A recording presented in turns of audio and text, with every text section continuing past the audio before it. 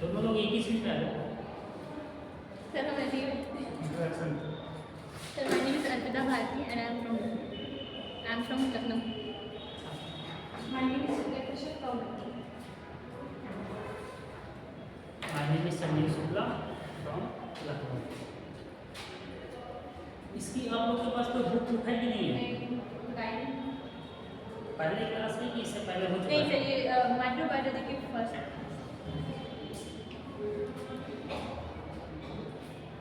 The introduction basic monitoring equipment are essential of OT to assess vital. जब OT में operation होता है patient का,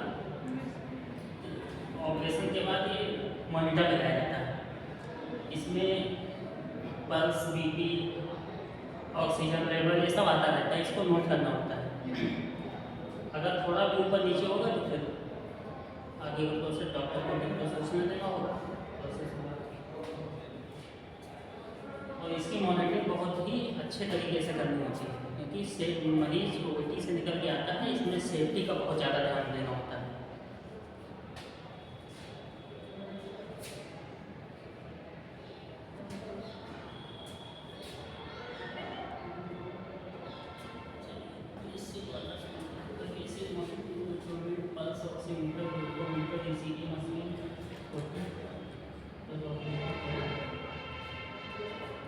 इससे जब निकलता है पेशेंट को पल्स ऑक्सीमीटर, ऑक्सीजन लेवल जो बताता है बॉडी में ऑक्सीजन लेवल कितना है, पल्स ऑक्सीमीटर उसको लगाना बहुत जरूरी। तो ग्लूकोमीटर होता है जिससे ग्लूकोज शरीर में कितना है, जैसे शुगर की जांच जब होती है तब पता चलता है ग्लूकोज कितना है शरीर में, वैसे ग्लूकोमीटर से चेक करते रहना है। ECG मशीन हर वक्त अगर नहीं लगती है तो फिर एक दो बार उसकी जांच करनी होती है जब पेशेंट OT से बाहर आता है। ये OT से बाहर आने का है प्रोसेस। क्या करना होता है, नर्सिंग में जो सब देख लेते हैं, इधर से समझ में आ रहा है? अरे इसकी कुछ बुक आप लोगों के पास नहीं है, कुछ सिलेबस कुछ ऐसा कुछ दिया नहीं गया है? नहीं सर, अभी तो नहीं, मतलब तो मिलेगा बुक, आप लोग को तो लेना ही पड़ेगा ना। हाँ सर, मतलब टीचर्स अगर बताएंगे कौन सी बुक लें, नेम बताएं तो हमें ले लीजिए, सजेस्ट कर दीजिए आप क्या ऐसे इसी नोट्स से पढ़ेंगे? नहीं, हम लोग नोट्स बनाते हैं, PPT हम लोग को व्हाट्सएप पे मिल जाते हैं, हम लोग नोट्स बनाते हैं फिर उससे पढ़ते हैं। यहाँ तक ज़्यादा नहीं हो, ठीक है, यही का क्लास में आज importance of monitoring in OT के अंदर जो भी मतलब बिंदु होते हैं जरूरी, उसको देखने के लिए क्या क्या आता है? हिपोक्सिया, एनाटॉमिक्स, ग्लूकोज इम्बैलेंस, रिड्यूस तो सबसे पहले जब OT से बाहर पेशेंट निकलेगा तो ये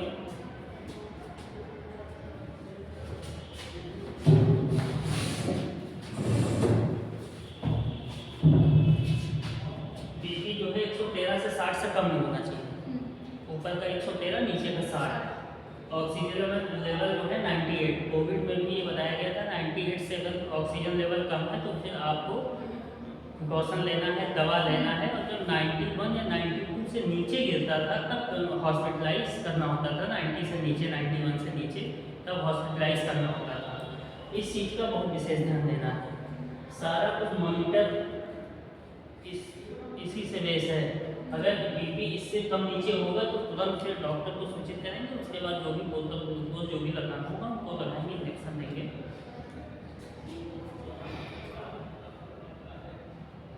कोई कॉम्प्लिकेशन तो नहीं आई पेशेंट से पूछना है, कोई दिक्कत, कोई परेशानी। जब होश में, पहले तो OT से जब आएगा तो होश ही होगा, जब होश में आएगा तो उसको ध्यान देना है कि कोई उसको दिक्कत तो नहीं होगी, जहाँ सर्जरी दर्द बहुत ज़्यादा तो नहीं होगा, हल्का फुल्का तो दर्द होगा।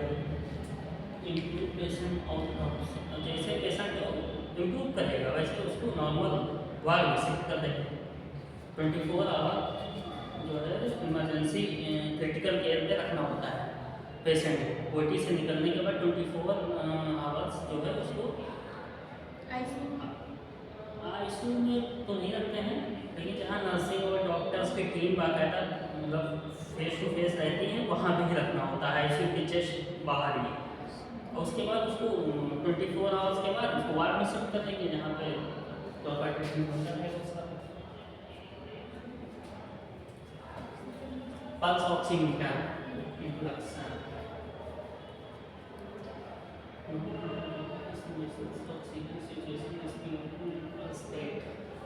देखिए ये पल्स ऑक्सीमीटर है, इसको हाथ में लगाना होता है, उंगली में लगा के इसमें थोड़ा हाथ में बांधने वाली व्यवस्था है, कहीं कहीं पे तो बेड पे एक रख देना होता है। पल्स ऑक्सीमीटर हाथ में लगाएंगे, उसमें SpO2 पूरा तो दिखा रहा है हमारा 98 आ रहा है, ये बहुत ही अच्छा है। लेकिन जब पेशेंट OT से बाहर आएगा तब उसका 98 नहीं होगा, उसका कुछ कम ही होगा।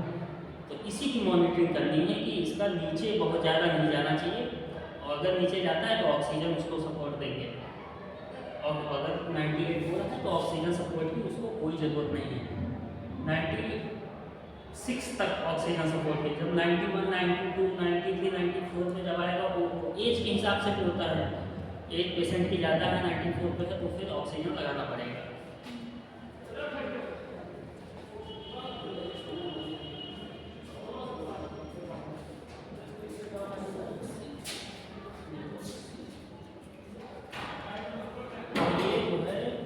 चेक करते रहना है 24 घंटे के लिए। जब उसको पेशेंट को बाहर रखेंगे मॉनिटरिंग में तो इसका आधा घंटा पे 1-1 घंटे पे जैसे जिस स्थिति पेशेंट से पूछते भी रहेंगे, पूछने के अलावा जैसे नहीं भी बता पा रहा तो इससे चेक कर लीजिए, इससे चेक करिए, इसमें सब मेंटेन आ रहा है तो बस कोई दिक्कत नहीं है, तो सब ठीक है।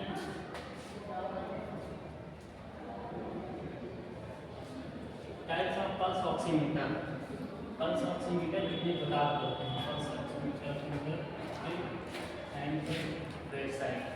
देखो एक तो फिंगर टिप होता है जो सबसे सिंपल होता है, उसको तो घर पे भी कोविड का कोरोना में घर पे भी लोग पल्स ऑक्सीमीटर ले लेके रखते थे, तो फिंगर से तो सभी लोग चेक कर लेते हैं। हैंड हेल्ड एक हाथ में बांधने वाला आता है, ये सब हॉस्पिटलाइज वाले होते हैं। एक बेड साइड होता है जो कि बेड में ही लगा होता है, जहाँ पे ICU का या ICU का जहाँ पे भी बेड होता है पेशेंट के लिए, वहाँ पे बेड के साइड में देखो सारे मॉनिटर और पल्स ऑक्सीमीटर सब लगा रहता है। तो वो हॉस्पिटल वाला होगा बेड साइड वाला, तो उसको तो हाथ में लपेट के उसके बाद हमें हर वक्त उस पर डिस्प्ले चलता रहता है, उसमें हर वक्त दिखाई देता रहेगा तुम्हें, उसमें बार बार चेक करना और इसको जरूरत नहीं।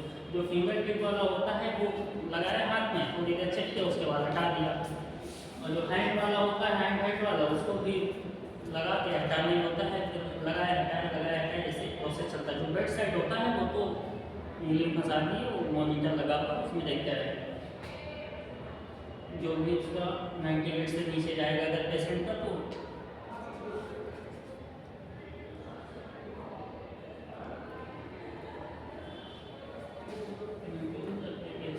Pulse oximeter.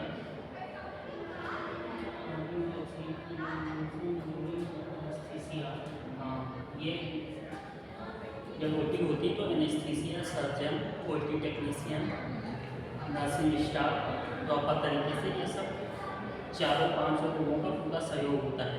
इसमें एनेस्थीसिया वाले डॉक्टर जब तक सहमति नहीं देंगे तब तक सर्जरी पेशेंट की नहीं होगी, तो एनेस्थीसिया वाले डॉक्टर का बहुत रोल होता है। तो जो मॉनिटरिंग ऑक्सीजन ड्यूरिंग एनेस्थीसिया, जब एनेस्थीसिया देना होता है पेशेंट को, एनेस्थीसिया देने के बाद फिर ऑक्सीजन लेवल पेशेंट का देखा जाता है कि उसमें कहीं ऑक्सीजन लेवल एनेस्थीसिया देने के बाद पेशेंट का कम तो नहीं हो रहा है। ये बहुत ज़रूरी है क्योंकि एनेस्थीसिया वाले डॉक्टर जब तक सहमति नहीं देंगे तब तक पेशेंट की सर्जरी नहीं होगी, क्योंकि एनेस्थीसिया देने के बाद कुछ भी पेशेंट को हो सकता है।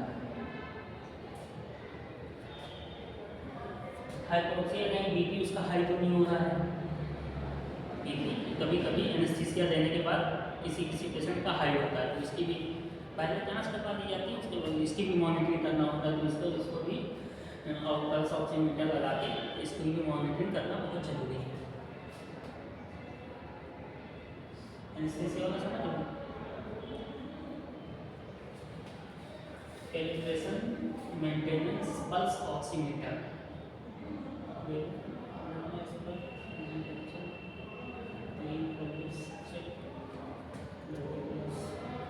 रेगुलर वे में भी हम लोग को कभी कभी ऑक्सीजन लेवल अपना चेक करते रहना चाहिए। कभी कभी किसी को नहीं, जैसे कभी मीटिंग है सेमिनार है और हार्ट अटैक पड़ जाता है तो उसमें भी आदमी लापरवाही करता है। ऑक्सीजन लेवल पल्स ऑक्सीमीटर लगा के कभी कभार 2-4-6 महीने में 1 महीने में चेक करते रहना चाहिए कि हमारी बॉडी में ऑक्सीजन लेवल तो कम नहीं हो रहा। हार्ट अटैक जो बढ़ता है उसकी नसें जब ब्लॉकेज होती है तो ऑक्सीजन लेवल इससे कम होने लगता है, तो भी ये बता देगा कि आपके शरीर में ऑक्सीजन लेवल कम आ रहा है।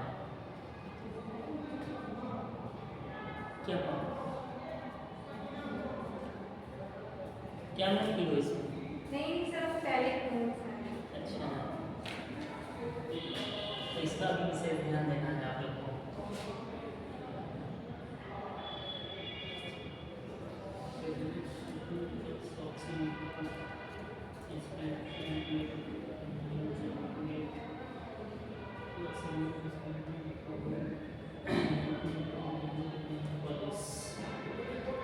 तो इसमें बता रहा है कि नेल पॉलिश अगर आपके नाखून में लगी है, नाखून ज़्यादा बड़ा है, नाखून ज़्यादा बड़ा है, नेल पॉलिश लगी है तो भी ये ऑक्सीजन लेवल आपका ठीक से नहीं कर पाएगा।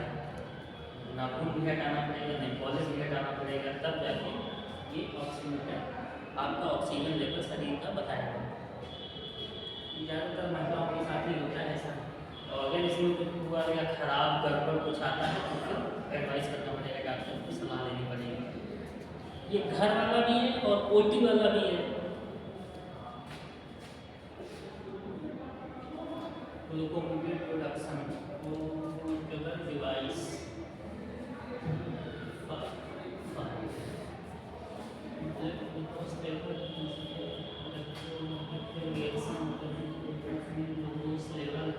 ग्लूकोज लेवल शरीर में कितना होता है? नहीं, जैसे किसी पेशेंट को शुगर नहीं थी, कितना 5.5 तो सामने दिख रहा है, 5.5 से नीचे नहीं जाना चाहिए। 5.5 और 7, 6.5 7 तक इसको नॉर्मली मानते हैं। ये ग्लूकोमीटर है शुगर लेवल नहीं होता है बॉडी में, जो इससे शुगर घटता बढ़ता रहता है। ये शुगर के बारे में बताएगा आपको कि शुगर आपके शरीर में कितना है। 5.5 से नीचे है तो भी दिक्कत है, और 6.5 7 से ऊपर है तो भी दिक्कत है। 6.5 7 से ऊपर अगर होगा तो फिर मधुमेह के आप चपेट में आ जाएंगे, डायबिटिक के, तो फिर आपको परहेज और मेडिसिन दवा फिर सजेस्ट करना पड़ेगा। अगर 5.5 के नीचे है तो भी दिक्कत है, इसलिए क्योंकि फिर शुगर लेवल आपके शरीर का कम है। इसमें भी आप शुगर लेवल हाई होने से कम होना ज़्यादा रिस्की है। इसमें आपको पता ही नहीं चलेगा, तुरंत आप चक्कर खा के गिर जाएंगे अगर बहुत ज़्यादा शुगर लेवल कम हो गया। तो इसलिए यही बताया ग्लूकोमीटर इंट्रोडक्शन शुगर चेक करने के लिए। पेशेंट का भी चेक करना है ओटी के बाद, और नॉर्मल घर पे भी देखना है।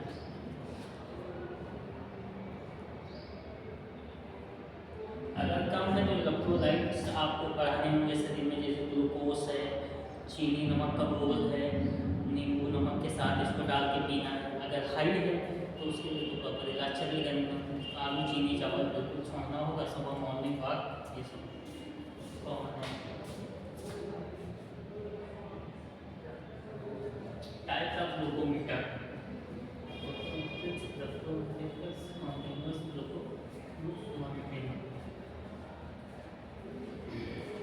फोटोमेट्रिक होता है ग्लूकोमीटर, जो नॉर्मली घर पे सभी लोग रखते हैं। ग्लूकोमीटर जो है घर में नॉर्मल होता है, तो सिंपल वाला हो गया। एक कॉन्टिन्यूस ग्लूकोज मॉनिटरिंग होता है जो हॉस्पिटल में आपको मिलेगा। जब ओटी के बाहर पेशेंट आएगा, अगर वो डायबिटिक का पेशेंट है तो उसको ये मशीन लगानी पड़ेगी। इससे उसका शुगर अप हो रहा है डाउन हो रहा है, उसकी मॉनिटरिंग चलती रहे।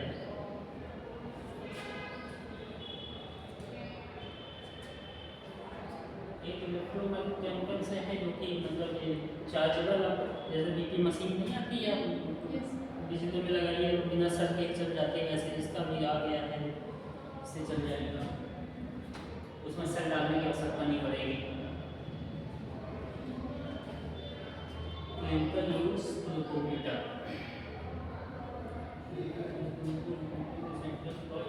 पेशेंट, ये सिंपल है, ये घर पे आपके रह सकता है।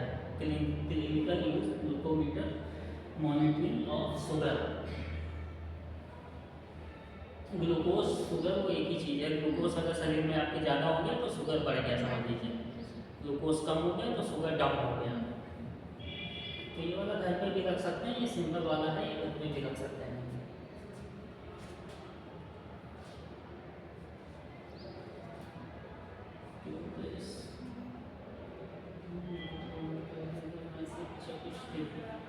ये ट्यूबलेस वाला है, इसमें स्ट्रिप लगती है, देखिए ये देखिए छोटी सी स्ट्रिप लगी हुई है।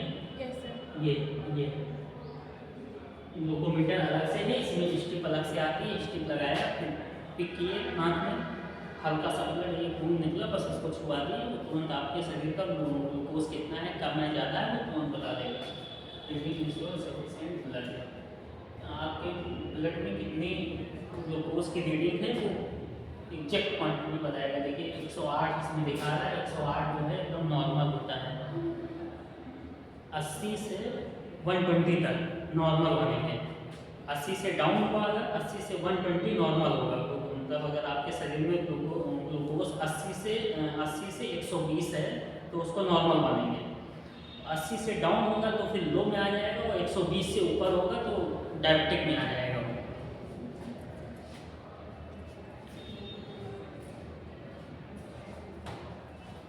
ECG machine introduction, ECG machine है ये तो घर पे नहीं रहता है, ये हॉस्पिटल में ही ईसीजी, जब ओटी से पेशेंट बाहर आएगा तो उसका ईसीजी करके देखते हैं कि हार्ट बीट उसकी ठीक चल रही नहीं चल रही है। बाकी पल्स ऑक्सीमीटर और वो मॉनिटर जो होता है उसमें भी आता रहता है, monitoring heart beat and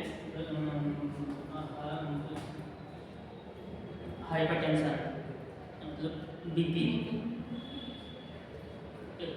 activity heart की एक्टिविटी ये भी बताता रहेगा हर वक्त। इसको लगाना जरूरी रहता है 12 घंटे के लिए, तो लगता ही लगता है। ओटी से पेशेंट बाहर आने के बाद 12 घंटे के लिए तो इसको लगना है। मॉनिटरिंग इसकी करनी होती है, रीडिंग पर्चे पे लिखते रहना होता है। डॉक्टर जितनी देर में बताते हैं, एडवाइस करके जाते हैं कि 2-2 घंटे में पेशेंट की रीडिंग सारी नोट करते रहिए। इसमें ये डॉक्टर तो हर वक्त वहाँ पर बैठे नहीं रहेगा, तो नर्सिंग स्टाफ या आप भी लोग रहेंगे तो नोट करके उसके बाद रिपोर्ट दे देता है। Types of ECG machine, digital ECG machine. आजकल डिजिटल ईसीजी मशीन जो है वो ज़्यादा चल रही है, क्योंकि शिकारियों का डॉक्टर हर वक्त हर समय हर हॉस्पिटल में नहीं रहता है। तो डिजिटल वाले में बहुत आसानी रहती है, वो खट से तुम्हें सारे मापदंड पैरामीटर्स उसके बता देता है हार्ट के, इसमें दिक्कत हो रही नहीं हो रही। क्योंकि ईसीजी अगर होगी तो फिर वो कार्डियोलॉजिस्ट ही देखेगा, और कार्डियोलॉजिस्ट हर वक्त हर अस्पताल में होना संभव नहीं है। तो इसमें जो है फिर लीडेड ईसीजी, 12 लीडेड ईसीजी, अब 12 लीडेड ईसीजी ज़्यादा आ रही है, लेकिन अब तो डिजिटल ईसीजी ज़्यादातर हॉस्पिटल में लगी रहती है। डिजिटल में बहुत आसानी रहती है, सभी को सब पता चल जाता है।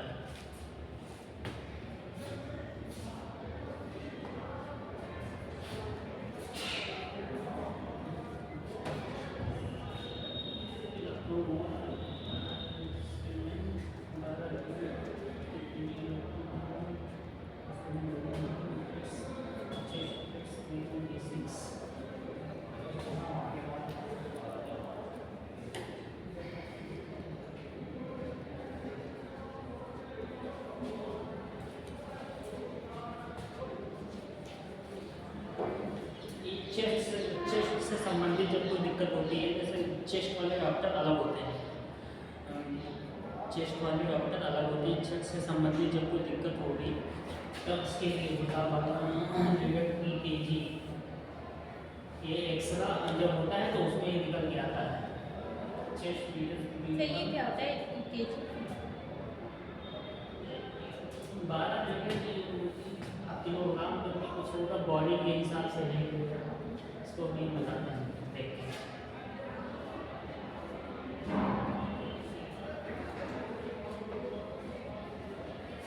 इसकी कोई बुक नहीं हम लोग के पास, तब में हमारा नहीं है, पहले ही दिन है। और बुक हम लोग को भी सिलेबस दिया गया था, थोड़ा सा देखना पड़ेगा। सर आप कोई बुक सजेस्ट कर दीजिए हम लोग। ठीक है, मैम से बात करते हैं।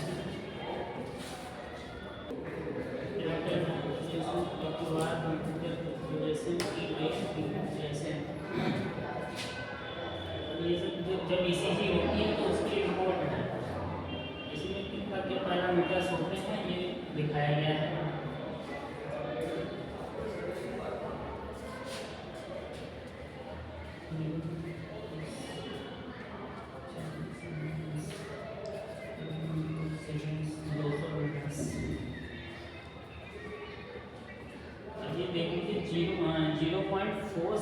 में एक बार और 0.20 सेकेंड में 200 mls। इसको भी देखना पड़ेगा। Speed 25 mm second.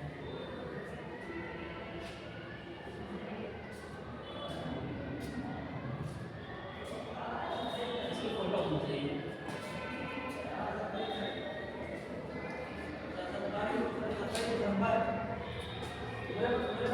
Sir video में